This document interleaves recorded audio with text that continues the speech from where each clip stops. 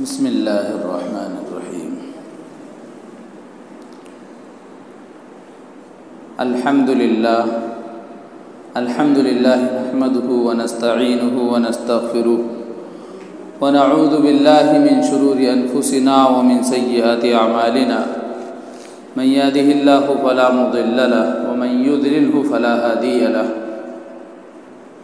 واشهد ان لا الہ الا اللہ وحدہ لا شریک له واشهد ان محمدا عبده ورسوله صلی اللہ تعالی علیہ وعلى آلہ واصحابہ مبارک وسلم تسلیما کثیرا کثیرا، اما بعد فاعوذ باللہ من الشیطان الرجیم، بسم اللہ الرحمن الرحیم۔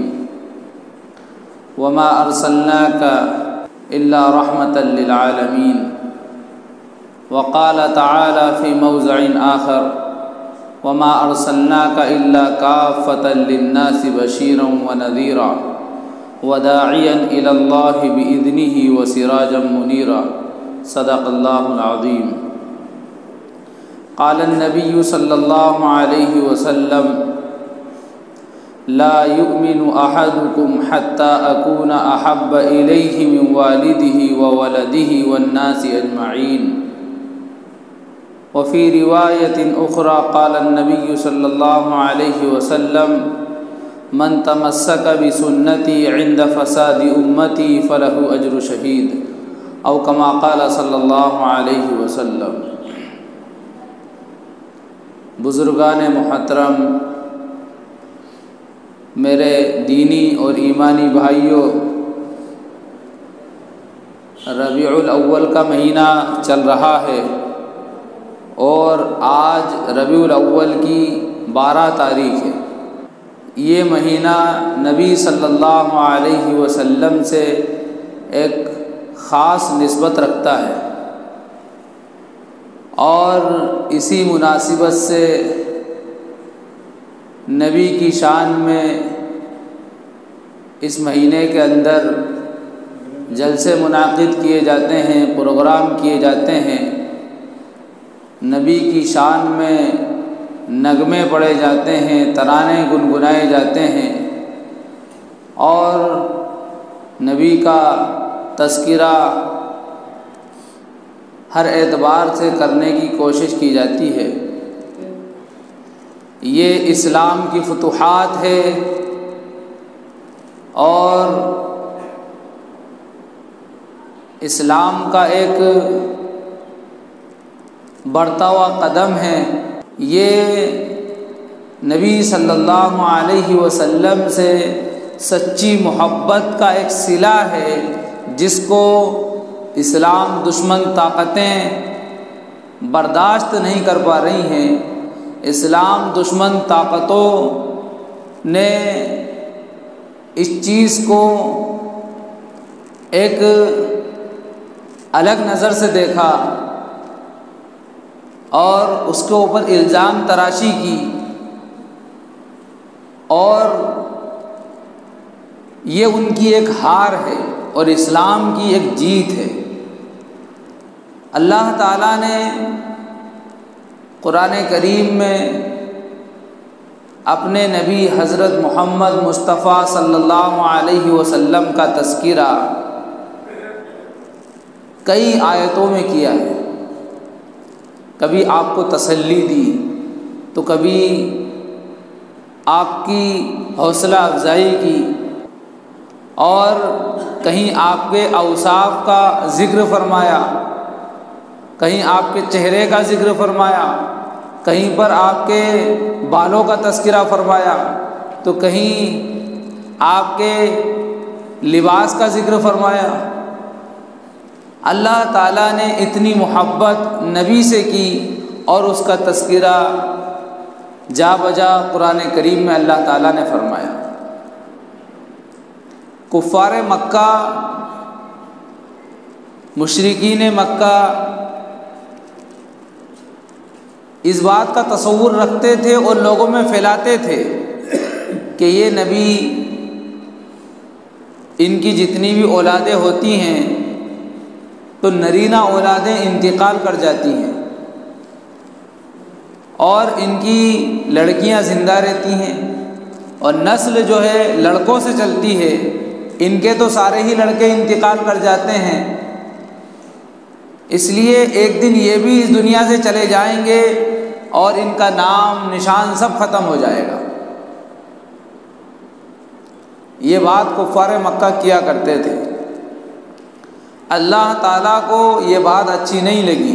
اللہ تعالیٰ نے فرمایا ان شانئک ھو الابتر، بے شک آپ کا دشمن ہی جڑ کٹا ہوا ہے، آپ کا دشمن مر جائے گا، اس کا نام نشان ختم ہو جائے گا، اس کا تذکرہ ختم ہو جائے گا، اور آپ کا ذکر تو قیامت تک چلتا رہے گا، آپ کا نام بھلائی کے ساتھ، عظمت کے ساتھ قیامت تک لیا جاتا رہے گا۔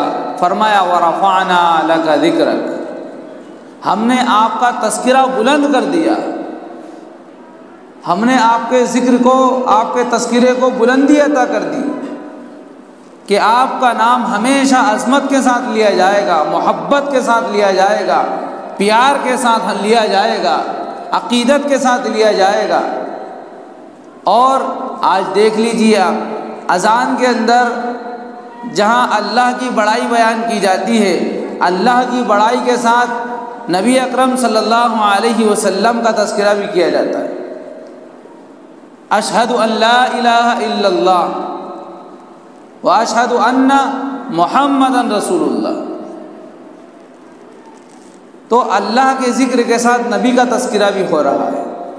اگر دشمن طاقتیں، اسلامی دشمن طاقتیں، اسلامی دشمن عناصر اگر اس اذان ہی پر غور کر لیں تو میں سمجھتا ہوں کہ ان کے لیے ہدایت کا سامان مل جائے گا، ہدایت کا راستہ ان کے لیے کھل جائے گا۔ پوری دنیا میں آپ دیکھ لیں، بڑے بڑے مائک سے جو ہے اعلانات ہوتے ہیں، بیانات ہوتے ہیں، ہر ایک جو ہے تذکرے کرتا ہے، کوئی کسی کے کرتا ہے، کوئی کسی کے کرتا ہے۔ ہم اللہ کا تذکرہ کرتے ہیں، اللہ کے نبی کا تذکرہ کرتے ہیں، اور ہر ایک مذہب والا اپنے مذہب کے بڑوں کا تذکرہ کرتا ہے، لیکن کسی کے مائک چالو ہونے پر کتا نہیں بھونکتا ہے۔ کتنے ہی بڑے مائک میں آپ شور کرو، آواز کرو، یا کسی کا تذکرہ کرو، بڑے سے بڑا مائک لگا لو، اس میں اپنے مذہب کے بڑے کا تذکرہ کرو، کوئی کتا نہیں بھونکے گا۔ لیکن جہاں اذان ہوتی ہے، وہ مائک چھوٹا ہو یا بڑا ہو یا بغیر مائک کے اذان ہو رہی ہو، کتے بھونکنا شروع کر دیتے ہیں۔ یہ کھلا ہوا معجزہ ہے۔ اسلام سے نفرت رکھنے والے اگر اس اذان پر غور کر لیں تو ہدایت کا راستہ ان کو مل جائے گا کہ یہ اذان ہوتی ہے تو کتے کیوں بھونکتے ہیں۔ اس لیے کہ جب اذان ہوتی ہے، نبی اکرم صلی اللہ علیہ وسلم نے فرمایا کہ شیطان اذان کی آواز کو پسند نہیں کرتا۔ اذان ہوتی ہے تو شیطان ریح خارج کرتے ہوئے بھاگتا ہے، اور جب شیطان بھاگتا ہے ریح خارج کرتے ہوئے تو کتوں کو نظر آتا ہے، اس لیے کتے بھونکنا شروع کر دیتے ہیں۔ یہ کھلا ہوا معجزہ ہے کہ اذان کی آواز سنتے ہی شیطان بھاگتا ہے۔ باقی کسی کا تذکرہ ہو، کسی مائک میں ہو، کوئی نہیں بھونکتا۔ اسی طرح جب اقامت ہوتی ہے تو پھر شیطان بھاگ جاتا ہے، ریح خارج کرتے ہوئے بھاگتا ہے، اور کتوں کو یہ بات گرا گزرتی ہے، اس لیے وہ بھونکنے لگتے ہیں۔ تو یہ کھلا ہوا معجزہ ہے کہ جب اللہ کا تذکرہ ہو رہا ہے، اللہ کے نبی کا تذکرہ ہو رہا ہے، شیطان وہاں سے بھاگ رہا ہے، کتے اس کو اوپر بھونک رہے ہیں۔ اسی طرح تشہد کے اندر جہاں اللہ کا تذکرہ ہے، التحیات للہ والصلوات والطیبات السلام علیک ایھا النبی ورحمۃ اللہ وبرکاتہ، کہ اللہ کا تذکرہ ہے، ساتھ میں نبی کا تذکرہ ہے۔ کلمے میں لا الہ الا اللہ محمد الرسول اللہ، اللہ تعالیٰ نے اپنے نبی کے ذکر کو، تذکرے کو بلند کر دیا۔ قیامت تک نبی کا تذکرہ ہوتا رہے گا، عظمت کے ساتھ، محبت کے ساتھ ہوتا رہے گا۔ اور یہ مہینہ، اس مہینے میں تذکرہ زیادہ ہوتا ہے۔ اس لیے کہ اس مہینے سے نبی کو ایک بڑی مناسبت ہے، اس لیے کہ ربیع الاول کے مہینے میں نبی اکرم صلی اللہ علیہ وسلم پیدا ہوئے تھے۔ تو یہ تذکرے ہوتے ہیں، جلسے ہوتے ہیں، نبی کے نغمے سنائے جاتے ہیں، ترانے پڑھے جاتے ہیں، نبی کی شان میں جو ہے مدح شرائی کی جاتی ہے، تو اغیار کو یہ پسند نہیں آتا ہے۔ اسلام دشمن طاقتیں اس کو ہضم نہیں کر پاتی ہیں، اس کو برداشت نہیں کر پاتی ہیں، اور وہ جو اپنا نزلہ جو ہے اس کو اوپر پھینکنا چاہتی ہیں۔ وہ اپنی شکست کو اور اپنی ہار کو اسلام کے اوپر تھوپنا چاہتی ہیں، لیکن اسلام وہ پودا ہے، تم جتنا کاٹو گے اتنا ہی ہرا ہوگا، تم جتنا تراشو گے یہ اتنا ہی بڑا ہوگا۔ اللہ نے اسلام کی فطرت میں لچک دی ہے، تم جتنا دباؤ گے یہ اتنا ہی ابھرے گا، اس کو کوئی دبا نہیں سکتا۔ اسپنج والا گدا ہو، آپ چاہے جدھر سے دباؤ، یہاں سے دباؤ گے چاروں طرف سے اٹھ جائے گا۔ تو گادی جو رہتی ہے اس کو دباؤ آپ تو دوسری طرف سے اٹھ جاتی ہے۔ ایسا ہی اسلام ہے، تم دبانے کی کوشش کرو گے یہ اسلام ابھرے گا، اٹھے گا۔ اور حضرت مولانا شیخ یونس صاحب جون پوری رحمۃ اللہ علیہ، ایک مرتبہ اور نبی کی شان میں گستاخی کی گئی تھی۔ جب ان کے سامنے تذکرہ کیا گیا تو انہوں نے ایک بڑا رقت آمیز جملہ ارشاد فرمایا۔ انہوں نے فرمایا کہ اس کی ہمت کیسے ہوئی کہ اس نے نبی کی شان میں گستاخی کی، اور آگے فرمایا کہ جب تم اپنے نبی کی تعلیمات پر عمل نہیں کرو گے، تم اپنے نبی کے اسوے کو صحیح ڈھنگ سے صحیح سلیقے سے پیش نہیں کرو گے، تو اغیار کو موقع ملے گا کہ وہ تمہارے نبی کی شان میں جو ہے گندی زبان استعمال کریں گے۔ اگر تم اپنا وقار، اپنا تشخص باقی رکھتے تو کسی کی یہ جرأت نہیں ہوتی کہ وہ تمہارے نبی کی شان میں گستاخی کر سکے۔ لیکن آج مسلمانوں کا حال تو یہ ہے کہ نام نبی کا لیتا ہے، نام اللہ کا لیتا ہے، کام غیر اللہ کے کرتا ہے، عمل دوسروں کے طریقوں پر کرتا ہے۔ تو نبی سے سچی محبت کہاں ہے؟ آج حال یہ ہے مسلم بچوں کا کہ ان سے صحیح کلمہ، بچوں کو چھوڑیے، مسلم بڑوں کا دیکھیے، آپ عمر دراز بزرگوں کو دیکھیے، ان سے لا الہ الا اللہ کا صحیح تلفظ ان کو نہیں آتا، پورا کلمہ لا الہ الا اللہ صحیح حرف کی ادائیگی کے ساتھ ہمارے بزرگ نہیں پڑھ پا رہے ہیں۔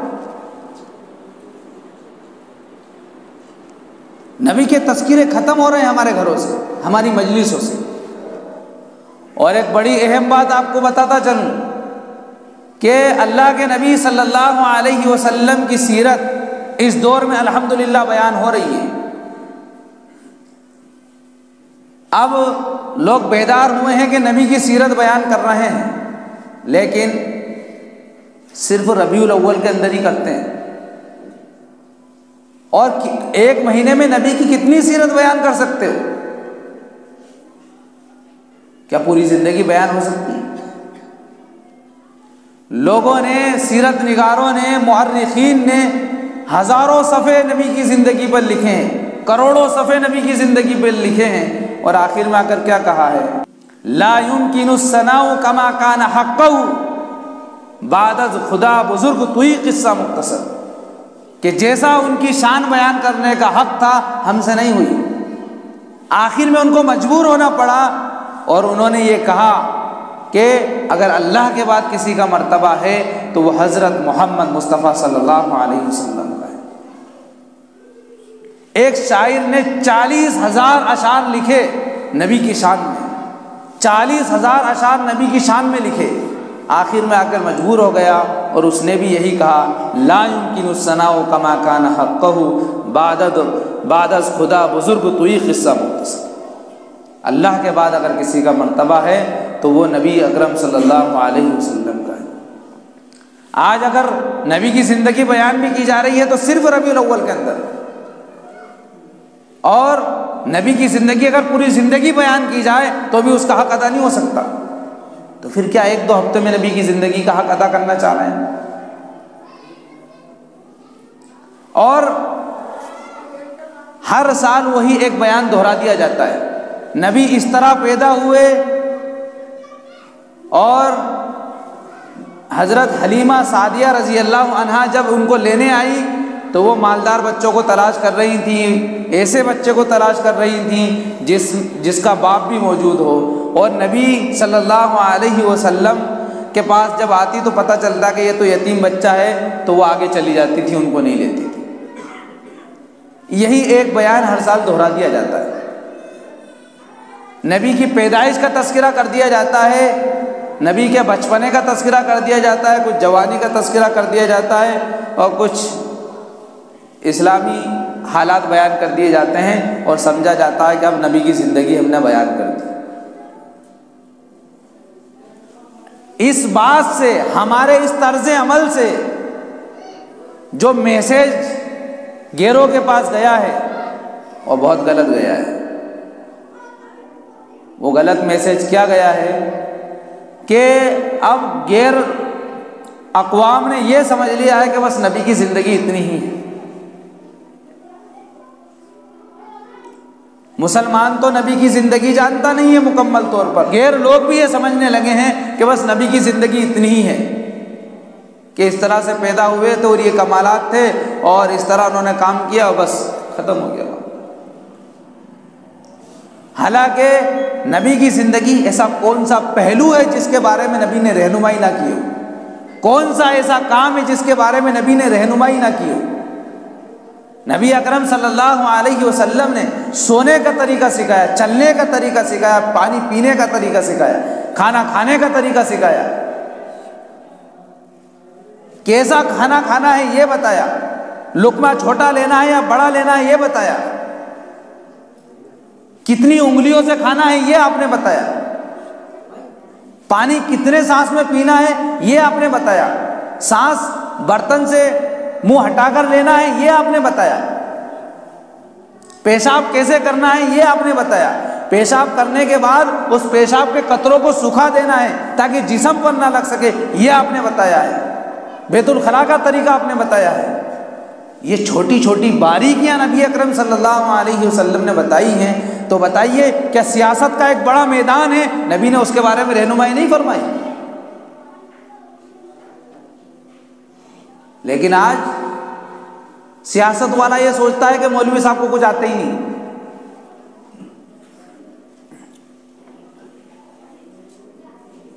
وجہ کیا ہے؟ یہ بات ان کے دل میں کیسے پہنچی، یہ گمان انہوں نے کیوں کیا؟ اس لیے کہ ہر سال وہ ایک ہی تو بیان ہوتا ہے، نبی کی پیدائش، ولادت کے اوپر، بس ولادت رسول کے اوپر ربیع الاول میں ہر سال بیان کرتے ہیں اور پوری زندگی نبی کی چھوڑ دیتے ہیں۔ حالانکہ اللہ تعالیٰ قرآن کے اندر کتنے رسوخ کے ساتھ یہ بات ارشاد فرما رہے ہیں، لَقَدْ كَانَ لَكُمْ فِي رَسُولِ اللَّهِ أُسْوَةٌ حَسَنَةٌ۔ ہم نے حضور اکرم صلی اللہ علیہ وسلم کو تم سب کے لیے نمونہ بنایا ہے، آئیڈیل بنایا ہے۔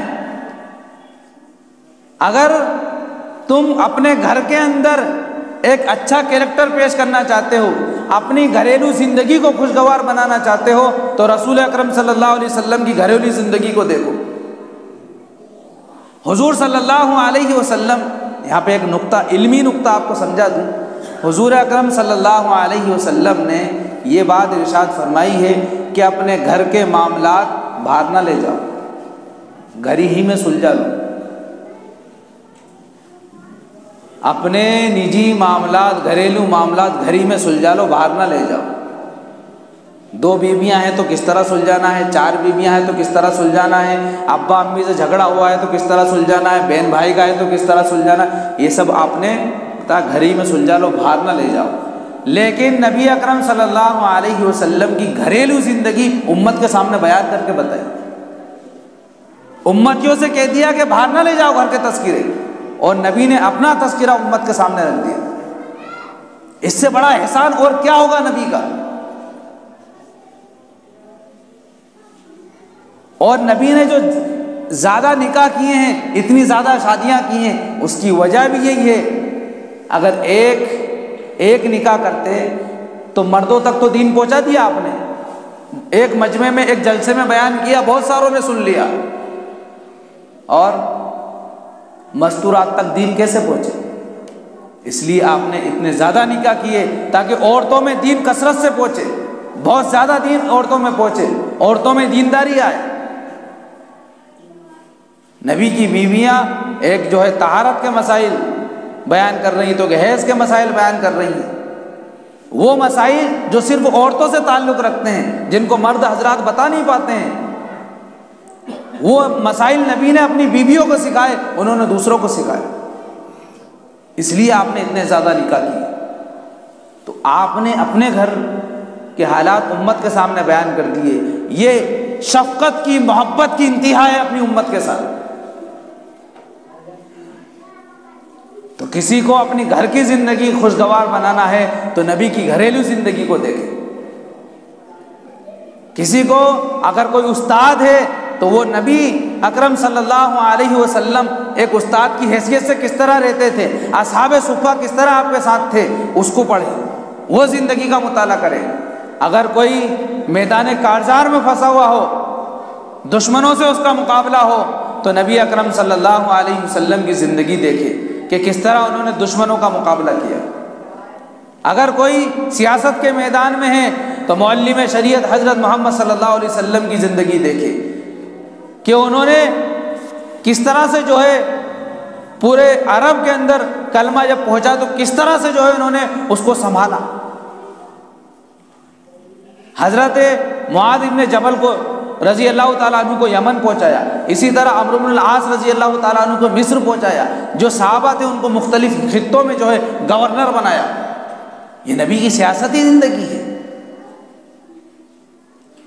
کسی کو سیاست میں کمال حاصل کرنا ہے تو نبی کی زندگی پڑھے۔ کوئی ڈاکٹر ہے تو ڈاکٹروں کے سردار حضرت محمد صلی اللہ علیہ وسلم کی زندگی پڑھے کہ آپ نے اس لائن میں بھی جو ہے رہنمائی فرمائی ہے۔ اور جو موجودہ دور میں یہ ڈاکٹر حضرات بنے ہیں، یہ سب جو ہے طب نبوی کا مطالعہ کر کے جو ہے پڑھاتے ہیں۔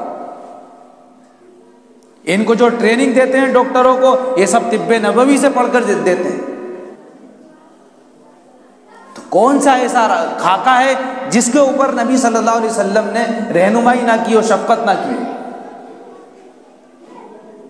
گھریلو زندگی ہو، باہر کی زندگی ہو، دوستی کی زندگی ہو، اور اسی طرح بڑوں کی زندگی، چھوٹوں کی زندگی، ہر ایک کے لیے نبی اکرم صلی اللہ علیہ وسلم نے ایک مواد دیا ہے، ایک ذخیرہ دیا ہے زندگی گزارنے کے لیے۔ لیکن ربیع الاول میں صرف ولادت رسول کو اوپر بیان کر کر یہ سمجھنا کہ ہم نے نبی کی زندگی بیان کر دی، حق ادا کر دیا، یہ ناانصافی ہے نبی صلی اللہ علیہ وسلم کے ساتھ۔ اور اگر ہم نے پوری زندگی نبی صلی اللہ علیہ وسلم کی صحیح معنوں میں بیان کی ہوتی تو آج باطل طاقتوں کو یہ موقع نہیں ملتا کہ وہ نبی کی شان میں گستاخی کریں۔ ایک تو بیان کرنا ہے، دوسرا عمل کر کے بھی دکھانا ہے۔ نبی کی زندگی سب سے عمدہ زندگی، پاکیزہ زندگی، اور جو نبی کی زندگی سے جڑ گیا، جو نبی کی صحبت میں چلا گیا، اللہ نے اس کو ہیرا بنایا۔ اللہ تعالیٰ نے، شاعر نے کہا نا، فیاضی نے تیری ذرے کو بنایا آفتاب۔ ذرہ زمین کے اندر جو چھوٹے چھوٹے ذرات پڑے رہتے ہیں ان کو ذرہ بولتے ہیں، آفتاب سورج کو بولتے ہیں۔ ذرے کی پہچان نہیں ہے کہ ذرہ کہاں ہے، ذرے کو کون پہچانتا ہے؟ کتنے ہی ذرات جو ہے پیروں میں رونتے ہوئے ہم چلے جاتے ہیں، کوئی نہیں حیثیت رہتی ذرات کی۔ جو ذرات تھے جن کی کوئی پہچان نہیں تھی، کوئی پہچانتا نہیں تھا ان کو آفتاب بنایا کہ پوری دنیا ان کو پہچان رہی ہے۔ سورج کو کون نہیں پہچانتا؟ تو فیاضی نے تیری، یعنی جو نبی کا فیض تھا، بہت زیادہ فیضان نبی نے صحابہ پر لٹایا، ہر اعتبار سے ان کی تربیت کی تو وہ ذرات تھے، یعنی ان کو کوئی پہچانتا نہیں تھا، ان کو آفتاب بنا دیا، اب پوری دنیا پہچان رہی ہے۔ فیاضی نے تیری ذرے کو بنایا آفتاب، اونٹوں کے چرواہے بن گئے کعبے کے امام۔ حال یہ تھا کہ اونٹ بھی صحیح چلانا نہیں آتے تھے۔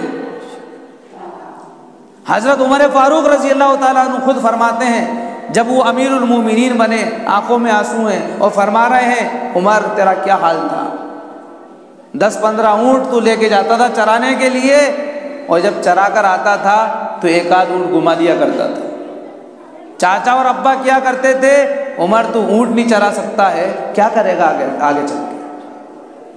لیکن جب نبی سے جڑ گئے، نبی کا دامن پکڑ لیا، تو آج امیر المومنین بنے ہوئے بیٹھے، 22 لاکھ مربع میل پر جن کی حکومت ہے۔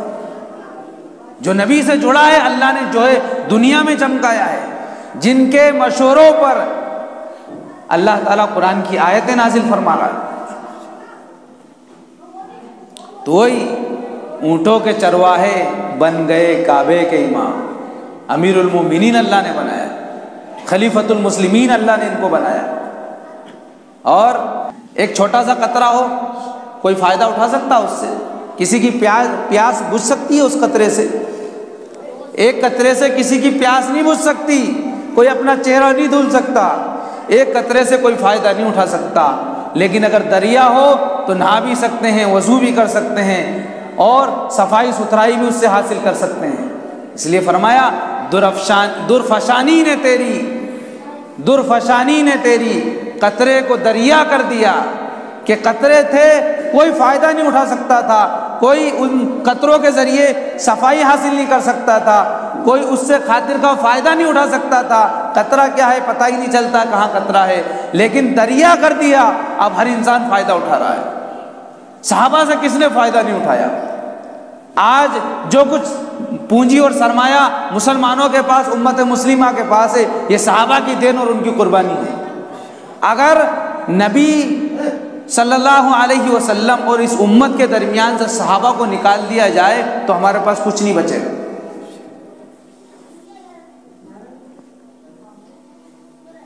تو قطرے تھے، اللہ نے نبی کی صحبت سے دریا کر دیا۔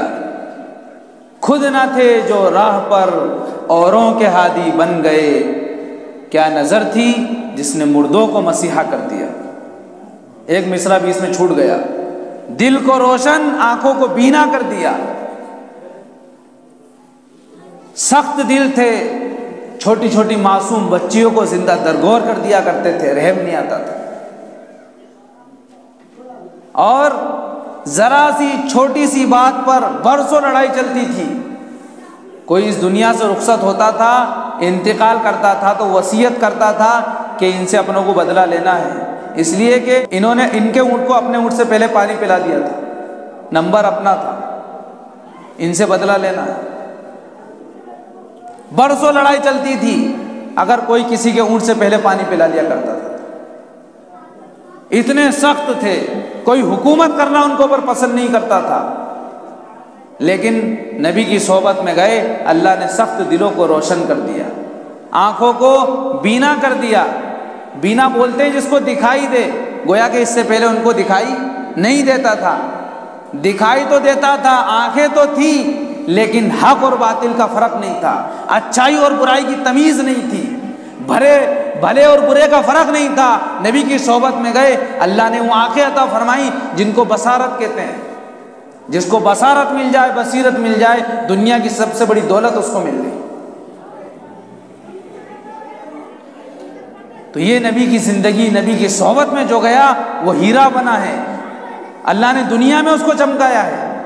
اور آگے فرمایا، خود نہ تھے جو راہ پر اوروں کے ہادی بن گئے۔ کوئی ان کے اوپر حکومت کرنا پسند نہیں کرتا تھا، کوئی ان کی بات تو کیا مانتا۔ یہ خود اپنے ایک دوسرے کے نہیں ہوتے تھے،